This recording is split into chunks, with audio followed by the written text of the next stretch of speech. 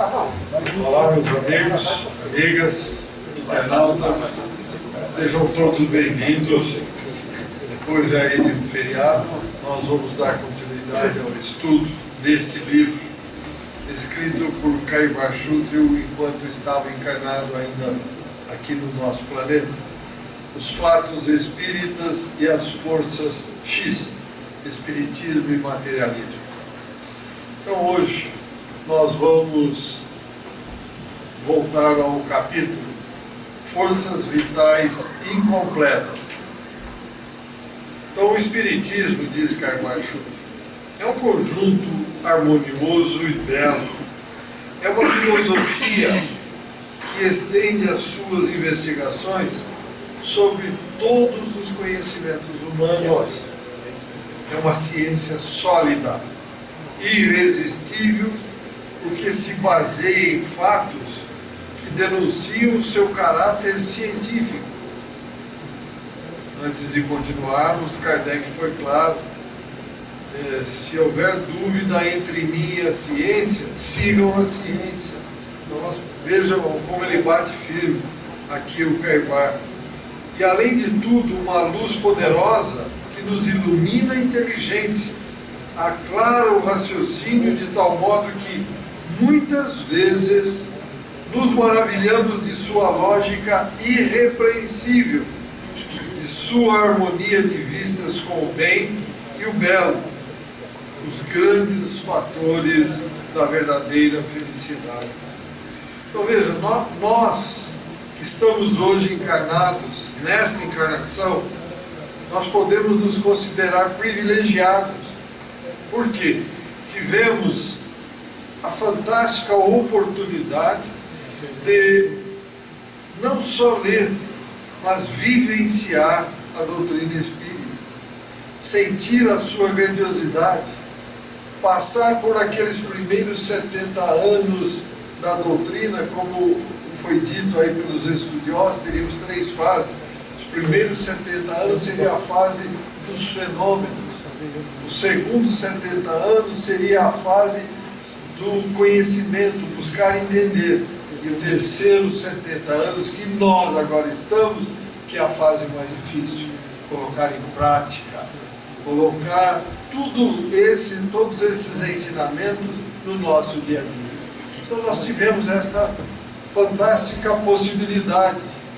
Caiu por acaso isso na nossa existência? Não. Nós lá pedimos, imploramos ao Pai, aos benfeitores que planificaram o nosso retorno, que nos desse a chance de aqui estarmos nesse momento de transição, de provas e expiações para a regeneração. Como eu digo sempre, para ser um simples espectador, não, um agente de mudança. E Caibal continua dizendo o seguinte: é por isso que, estudando o Espiritismo, recusamos beber as águas turvas das interpretações dogmáticas e não nos submetemos aos conceitos escravistas das maiorias das religiões, mas, acostumados ao livre exame, esmiuçamos o caráter religioso de todas as crenças. Com que objetivo? Para auxiliar aqueles que conosco estão ao lado nas lutas da vida e forçá-los, de certo modo, a beber nessa fonte primordial da verdade que nos dessenta e purifica. Veja, e é verdade. Que outra religião nos deu a chance de nós realmente pararmos, pensarmos e sairmos buscando a nossa elevação? Porque nas outras, como é que é? Não, você tem que não sei o que, paga aqui, tem indulgência ali, não sei o que, você está livre. Quer dizer, tira de nós a responsabilidade. Ao passo que a doutrina foi clara, depende de nós aonde nós queremos chegar. Veja que maravilha. Os pingos nos is. Acabou com toda aquela fantasia de que se você fosse, entre aspas, bonzinho, pagando, dando dinheiro, para comprar indulgência ou comprar um pedaço do paraíso, eu estaria com tudo garantido. Nada disso. Arregacemos as mangas e vamos trabalhar. Alguma pergunta, algum comentário até aqui? Então vamos em frente. Mas tudo o que é da terra é instável, e as opiniões dos homens são fumarentas. Veja só, olha o termo que ele até usou. São fumarentas, nubladas, como as luzes que se desprendem da lenha verde. Nós que vivemos no interior sabemos, queimar uma lenha verde sai mais fumaça do que fogo, né, meu? Então realmente sai uma fumaceira danada. Mas passemos à teoria que a surdina vem desviando as almas do caminho da verdade. Então ele vai falar aqui de uma teoria gnômica. E vamos ver o que ele diz. O que consiste essa teoria? Consiste na crença da existência de um mundo imaterial vivendo ao lado de nós e manifestando a sua presença no nosso meio em certas e determinadas ocasiões e condições. Fazem parte deste mundo gnômico seres a quem dão os nomes de fadas, silvanos, duendes, diabretes, gnomos, em geral seres não acabados e espíritos vitais chamados elementares, que são justamente, segundo os teoristas do ocultismo e da teosofia, aqueles que produzem os fenômenos do espiritismo. Isso é o que vigorava a época em que Karl Schutter escreveu isso. Tá? Porque estava em desenvolvimento ainda toda a teoria, toda a filosofia, toda essa maravilha que é a ciência espírita. Existem esses elementais, ou elementares? Existem, lógico que existem. Deus foi claro, Ele nos criou simples e sem sabedoria.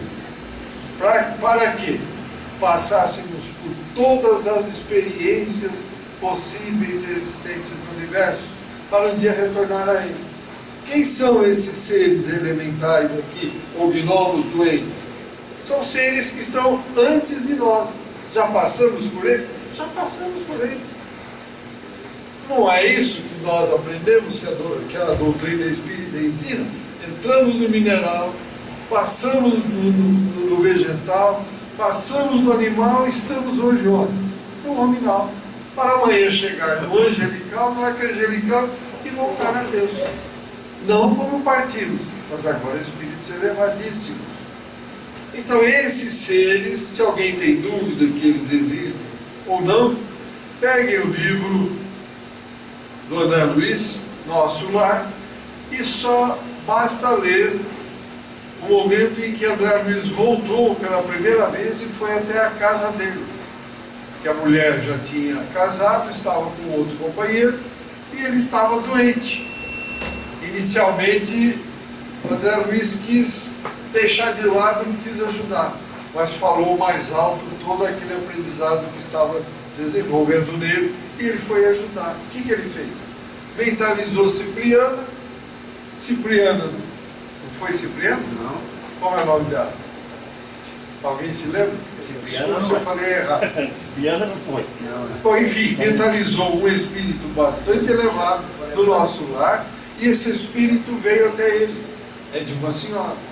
E essa senhora foi à natureza e ali apareceram esses elementais aqui que interagiram com esse espírito e trouxeram o quê? Elementos da natureza, principalmente da mangueira, do eucalipto, que foram utilizados para restaurar a saúde do novo companheiro da antiga mulher de André Luiz. Narcisa. Correto, falei Cipriana, desculpe, é Narcisa. Mas o importante é que é um espírito lá do nosso lar. E veja, está aí. André Luiz não entendeu nada, mas quem são esses daí?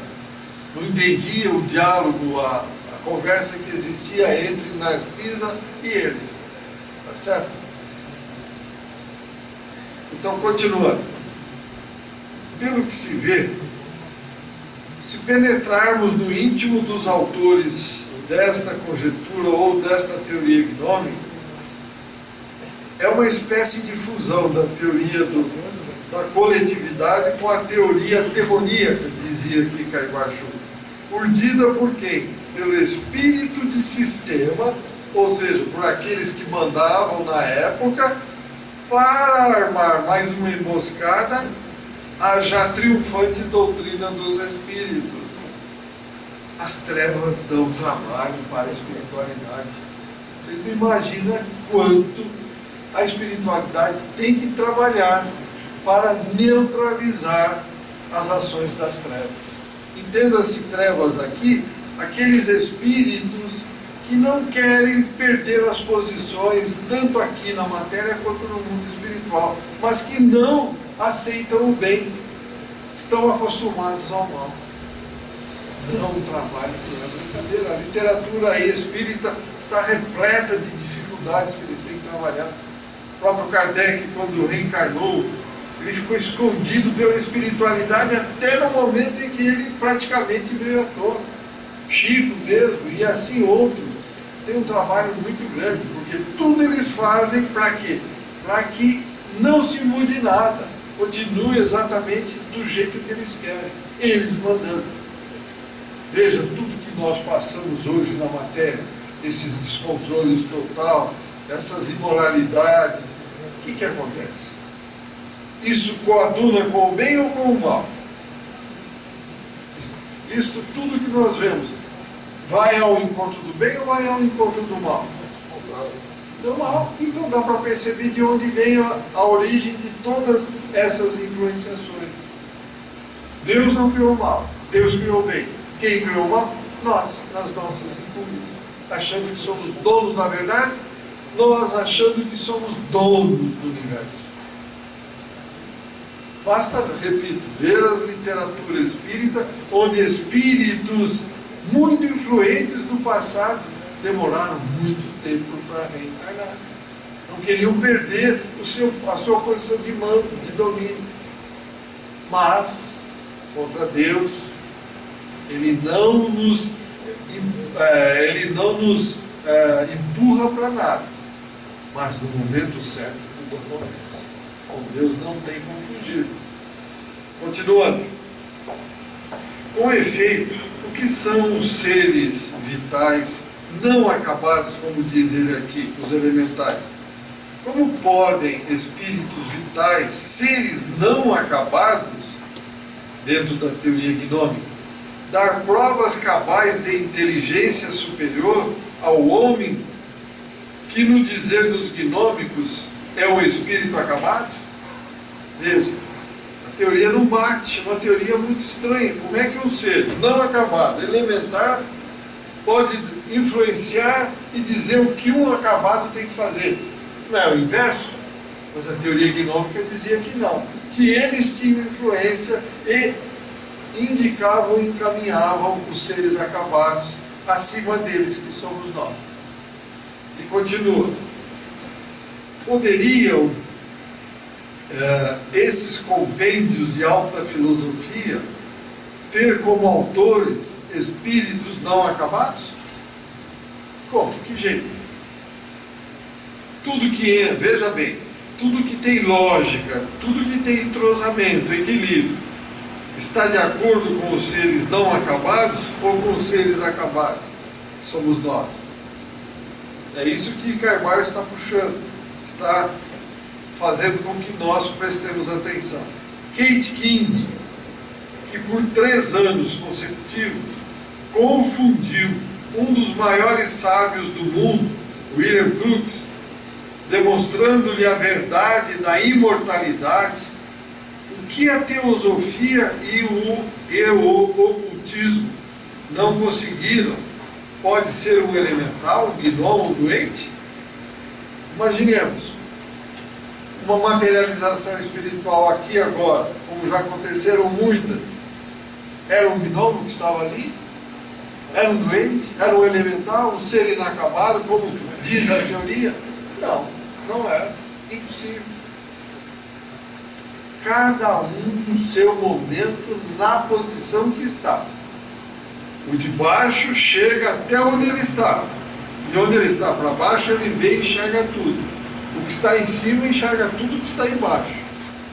Então veja, como é que o de baixo vai influenciar o de cima?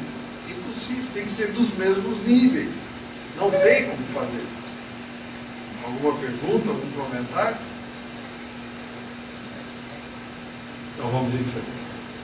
Então essas mensagens ricas de moralidade, substanciosa em colocações, exortações, convidando-nos à caridade, ao desapego às coisas do mundo, podem ser obras de silvanos, de fadas, duendes, enfim, dos elementais? Não, não tem chance. Isso é o Kaibar comentando.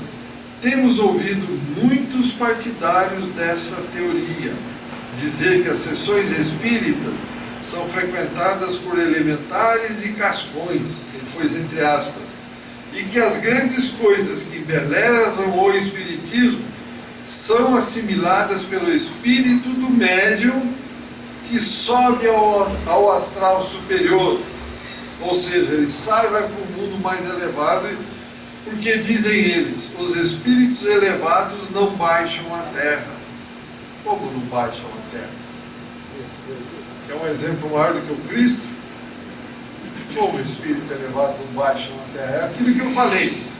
No nível que nós estamos, para cima nós não vamos, mas quem daqui para baixo a gente vai onde quiser. Um espírito superior, ele vai aonde ele quiser. Não vem até aqui, óbvio que vem. Não tivemos aí figuras que marcaram o desenvolvimento da humanidade? Eram espíritos elevados. Aqui estiveram. E para lamentar tal disparate, tanto mais em pessoas, para lamentar esse disparate, tanto mais em pessoas que se julgam criteriosas. Então, por que ele diz isso? E por que motivo se negaria um espírito adiantado a baixar aqui a nossa atmosfera para nos guiar ao bem, à verdade e à justiça? Serão eles melhores do que o Cristo, que eu acabei de falar, que não só na carne, mas também em espírito deu reiteradas comunicações e manifestou-se por tanto tempo àqueles que com sinceridade invocavam o seu santo nome? Além disso, não parece mais lógico e mais racional vir de preferência um espírito à terra, um espírito adiantado, que subirem os atrasados a um ponto mais elevado, ao astral superior? Então veja, e ele conclui, Kaibar, dizendo o seguinte: felizmente, pouquíssimos são aqueles novos que chegam à doutrina que a teoria gnômica tem efeito. E a grande maioria dos que enchem as fileiras da teosofia e do ocultismo confessam ter a sua fé viva no espiritismo. Por quê? Aquelas seitas religiosas são incapazes de lhes demonstrar a imortalidade. Então vejam, nós, repito, estamos com algo fantástico na nossa mão. É a oportunidade de aprendermos, é a oportunidade de nos elevarmos e, sobretudo, é a oportunidade de pôr em prática tudo aquilo que o Cristo disse há 2000 anos: amor a Deus e amor ao próximo. Como é que nós estamos nesse quesito? Amor a Deus e amor ao próximo. Vamos ter que nos aprofundar, fazer uma introspecção mais séria. Nos imaginemos sem nada, sem nenhuma roupa, sozinho, perdido no meio de uma multidão. Vamos nos imaginar desse jeito, fazer uma introspecção. O que eu estou fazendo aqui na Terra? Estou me preparando? Estou fazendo a minha maleta de retorno? Estou aprendendo quem sou, de onde vim, por que vim, para onde vou, porque Deus me criou, onde eu me encaixo no universo? Vou ficar atrás de teorias, vou ficar aqui criando, interpondo barreiras naquilo que eu tenho que fazer, que é a caridade? Na hora que nós chegarmos lá, ninguém vai me perguntar: se eu entendia a teoria gnômica, se eu entendia essa teoria outra. Eu vou me perguntar, o que eu fiz? Dentro da paz, do amor, da harmonia e do equilíbrio do universo, eu amei a Deus e ao próximo? Aproveitei a minha existência? Ou eu passei por ela? Fui um mero espectador e não um agente de mudança? Vocês percebem? Comentários, perguntas? Gostaria de ouvi-los.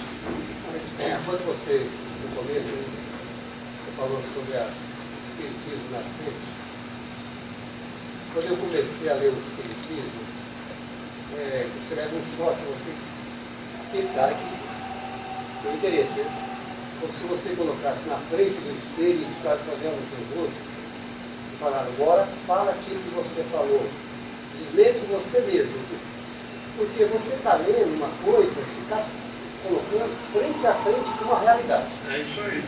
Quer dizer, não tem como você distorcer. Não. Como você diz, certas religiões, muitas religiões que compram um pedacinho do céu, tem muitas pessoas na realidade. Porque o cara não tem como, se ele não leu, ele não conheceu a doutrina espírita, não é que eu estou dizendo que o espiritismo é melhor, não estou querendo dizer.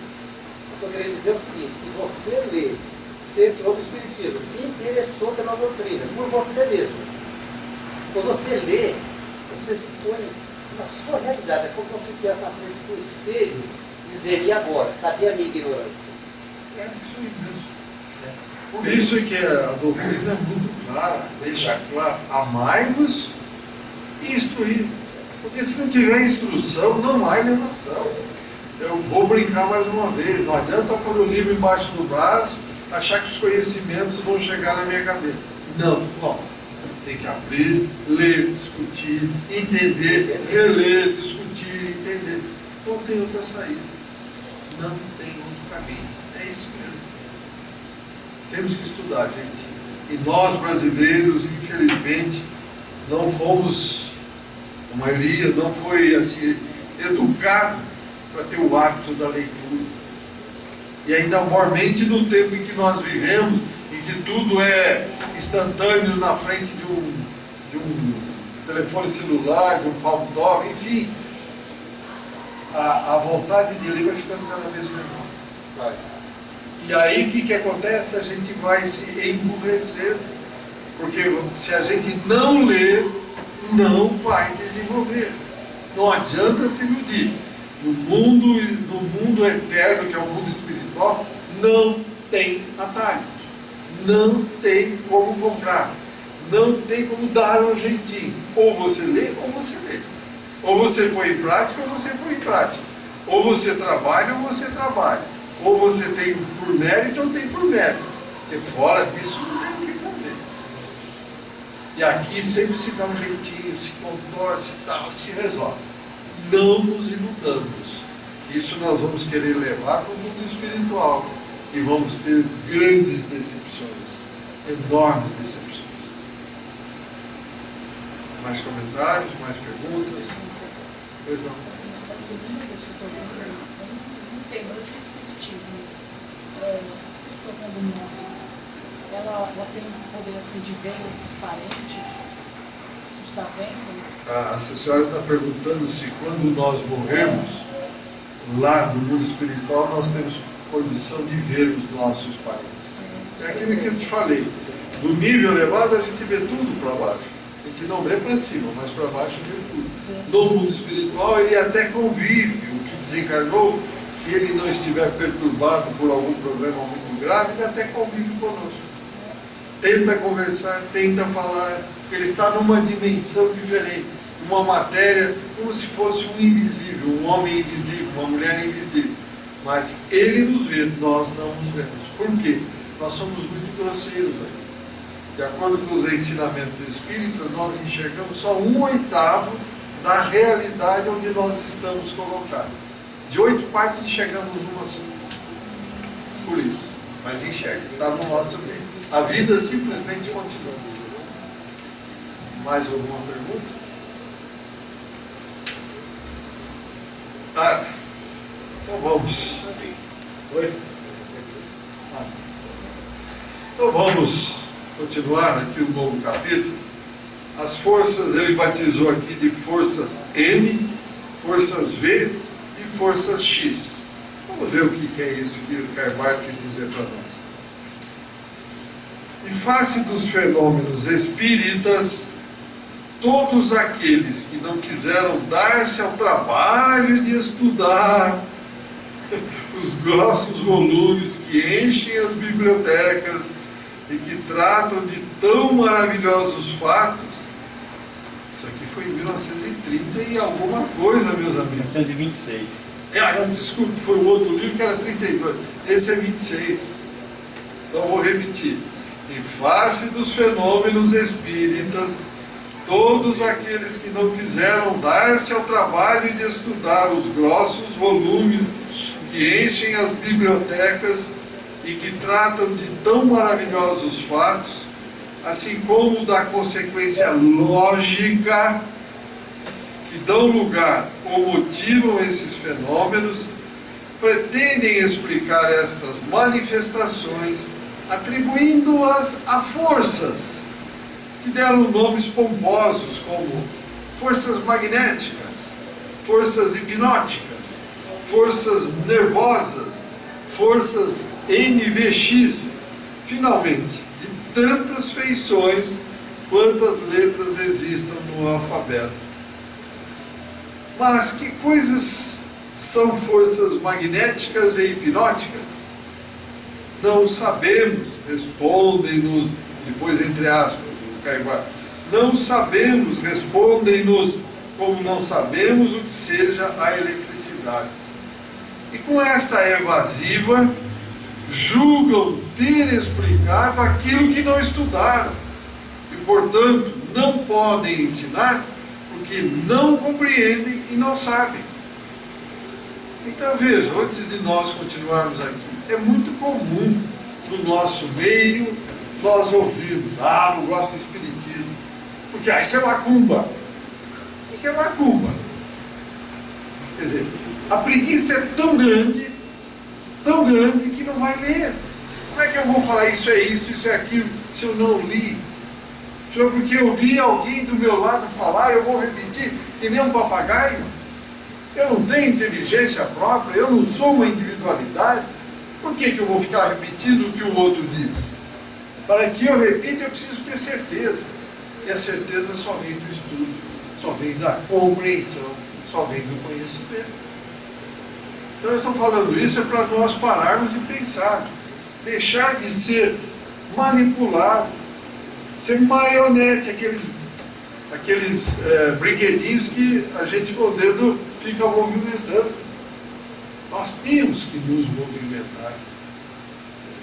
E continua Caibá dizendo o seguinte: os raios desta ou daquela letra do alfabeto serão entidades distintas que pensam, que têm vontade própria e que podem agir de acordo com a sua própria vontade, o seu talento? Também não sabemos, dizem, aguardamos a resolução desta incógnita para nós. E este é o X da questão. E continuam falando, escrevendo para justificar as suas afirmações. Aí naquela época o Carvalho ainda põe entre aspas, para justificar as coisas, eles diziam: e hoje nós temos o telégrafo, temos o telefone sem fios. Qual a força operante para transmitir os sons e produzir caracteres? Esvoaçando como a borboleta em torno da luz, os nossos materialistas queimam as asas da sabedoria e terminam por confessar a sua ignorância no assunto ao qual se propuseram discutir. Ótimo. Ignoramos et ignorabimus, isso é latim, ele pôs aqui, são as últimas palavras dos sacerdotes da deusa matéria, aquela que engendra o pensamento. Ignoramos e somos ignorados, né? Baldados são os aqueles esforços muito grandes para lhes demonstrar a fragilidade destas teorias. Elas são contrárias ao caráter, inteligente dos fatos que por si só proclamam a sua ação, tendo por agente os espíritos encarnados e desencarnados, que não há dúvida são os seus verdadeiros autores. Então veja, não temos como duvidar do mundo espiritual, são fatos inteligentes. Como Kardec, quando ele foi nas mesas girantes, como uma mesa girante pensa, que negócio é esse? A mesa não pensa, ela não tem inteligência. Se ela está agindo com inteligência, tem algo com inteligência atrás dela. Foi aí, dessa análise profunda, que Kardec foi cada vez mais, chegou a esta maravilha que é a doutrina espírita. Então, tudo que nós hoje sabemos, nós vamos ver que tem algo inteligente. Não é uma força aleatória, uma força qualquer da natureza que chegou aí e aconteceu. Por acaso acontece. Não. O livro dos Espíritos deixa claro, acaso não existe. Não cai um fio de cabelo ou uma folha de uma árvore que Deus não tenha conhecimento. Então, tem cuidado com o assunto. E continua Kardec dizendo o seguinte, voltando à telegrafia, voltando à telefonia. Quem são os autores da telegrafia e da telefonia? Dispensam porventura esses meios de comunicação e essas forças atuantes, os seres inteligentes, de um como de outro lado, unidas de aparelhos para o estabelecimento desta corrente comunicativa? Ele surgiu como? Na época, o telex e o telefone. Como é que surgiu? Da mágica? Ou forças, ou inteligências que foram desenvolvendo e chegou? Aqui na matéria, inteligências que tinham contato com esses conhecimentos. E do outro lado, a inspiração que veio do mundo espiritual. Não podemos nos esquecer que aqui é uma cópia piorada daquilo que tem no mundo espiritual. Lá é mais evoluído. A vida continua simplesmente. Saindo daqui, nós vamos para um mundo em que a densidade é menor. Aquilo que o doutor Inácio fala sempre, vamos lá, mal comparando, 1000 quilos aqui deve valer 1 quilo lá. Essa é a densidade. Veja a diferença. André Luiz, no livro No Mundo Maior, em 1947, ele fala em videoconferência. A comunicação era feita por videoconferência, tipo de uma videoconferência, de uma tela, e o espírito se materializava. Está vendo? Olha aí, o Valtinho lembrou bem. 47. O Mundo Maior, no livro que André Luiz escreveu, isso foi em 1947, lá no livro já fala em teleconferência no mundo espiritual. 47. Isso que nós fazemos hoje, já tinha lá, gente. Só para nós compararmos, que aqui é uma cópia piorada do que tem lá. Então, tudo que nós recebemos aqui vem de lá. Ah, eu sou inteligente, eu descobri. Descobriu nada. Você foi guindado a levar a descoberta porque você se dedicou, você trabalhou para isso. Mas, imagine, eu não entendo nada de química, de repente eu vou inventar uma fórmula que vai revolucionar o mundo. Como? Eu não entendo nada, não trabalho para isso. Então, a espiritualidade, ela encaminha os conhecimentos de acordo com o conhecimento que nós temos aqui. Não tem saída, gente. Não tem. Ninguém vai ser um golpe de mágica que vai descobrir algo para ser o grande modificador da natureza, o grande modificador do mundo. Não acontece. Alguma pergunta, algum comentário? Eu acho que isso daí vem no momento certo, né? Ah, sim. Que o homem está preparado para receber e captar esses ensinamentos. Então, veja, a própria doutrina espírita, por que não veio antes? O Cristo esteve há 2000 anos. Muita coisa ele não comentou conosco. Por quê? Não tínhamos condição de assimilar. Eu volto para o Pai e vou enviar um Consolador. Chegou. Bom, Kardec chegou nessa década de 1850, 1860, tivemos a revelação. Por que não veio? Porque não tínhamos capacidade para isso. Hoje, por exemplo, muita coisa ainda nós não temos condição Imaginemos hoje, se nós tivéssemos condição de fazer o que Jesus fez. Ele transformou a água em vinho. Uma manipulação atômica, subatômica, sei lá, não dá nem para imaginar o que é. Nós usaríamos isso para quê? Para o bem da comunidade, da coletividade? Você vai mais perguntar o que estamos lá, Não precisa nem falar. Eu ia conquistar o mundo, eu é que mando. Vocês têm que me obedecer. Então veja, o conhecimento só vem na hora que nós tivermos condição de entender e aproveitar para a comunidade, para a coletividade. Não adianta querermos que não venha, não, gente. O próprio Chico já disse, se nós mudarmos o nosso jeito de ser, buscarmos o bem, nós vamos passar por um período de desenvolvimento inimaginável. Está aí no livro da doutora, ou será em 2012. Está na nossa mão. Olha, Foi não. uma reportagem essa semana e vários aparelhos,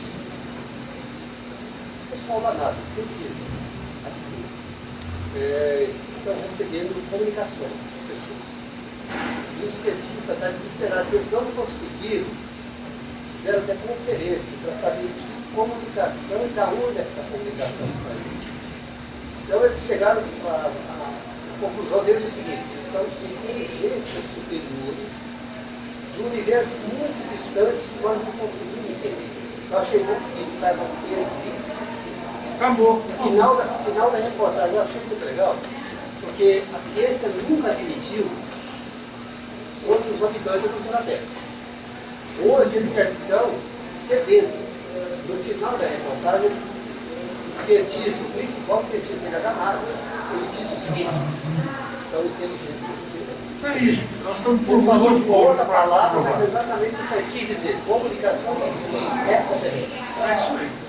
Em outras Muito palavras. bom. Isso é muito bom. Vamos chegar, já chegamos lá, essa comprovação oficial da existência do mundo espiritual. Estamos muito pouco, quase nada. Quase nada.